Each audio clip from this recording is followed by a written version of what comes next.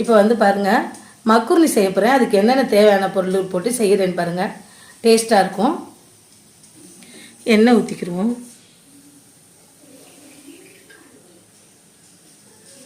3 பெரிய வெங்காயம் நறுக்கி வச்சுருக்கேன். அது இதோட சேர்த்துக்குவோம்.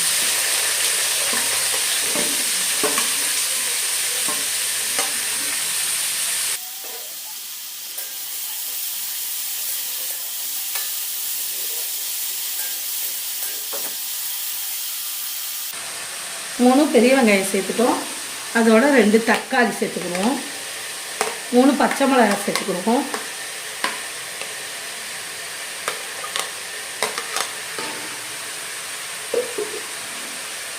எல்லாம் போட்டு இதோட சேர்த்து கிண்டிக்கணும்.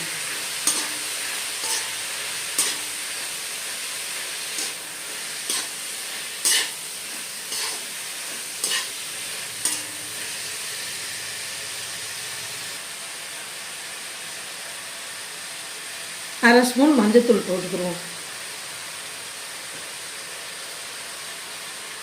1 ஸ்பூன் உப்பு,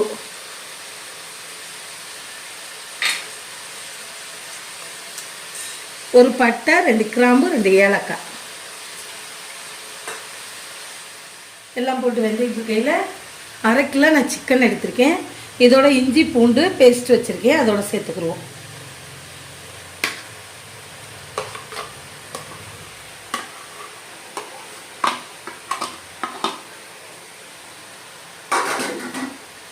சேர்த்து கிண்டி விட்டுக்குவோம்.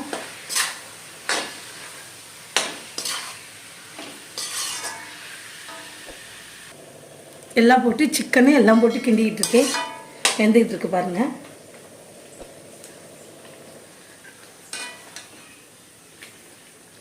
மக்குருணி செய்கிறதுக்கு 1 ஸ்பூன் மிளகு ஜீரகத்தூள் போட்டுக்குருவோம். அதோட 1 டம்ளர் தண்ணி சேர்த்துக்குருவோம்.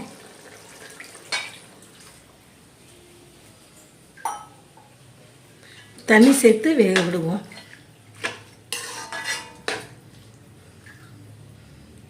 கொதிச்சு வெந்துக்கிட்டு இருக்கு மக்குருணி செய்கிறதுக்கு. இல்லை வேக வச்ச மக்குருணியை அதோட சேர்த்துக்குருவோம். இந்த பாருங்க மக்குருணி போட்டு சேர்த்து கிண்டிக்கிட்டு இருக்கேன்.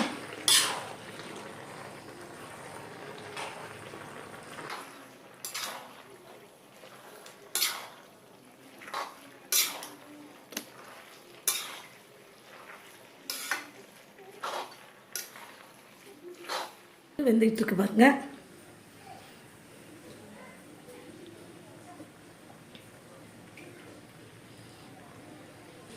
இறக்க போயில 1 ஸ்பூன் நெய் சேர்த்துக்குருவோம்.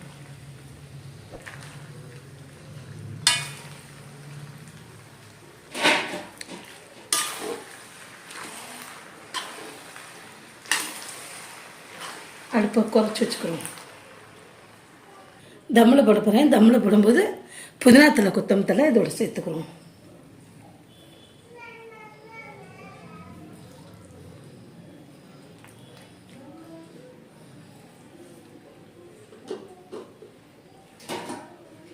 தம்மில் மூடி வச்சுக்கிறோம். ஒரு 2 நிமிஷம் எல்லாம் போட்டு தம்மில் வச்சு பாருங்க. பிள்ளைகளுக்கு சூப்பராக இருக்கும்.